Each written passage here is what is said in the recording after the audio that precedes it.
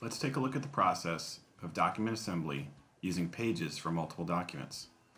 So here we have a document open in PowerPDF. We'll go to the Document Assembly tab and then select Page Assembly. From there, we can select another PDF, and we've got that PDF open as thumbnails as well. So in this case, we could just select one page to drag over and add.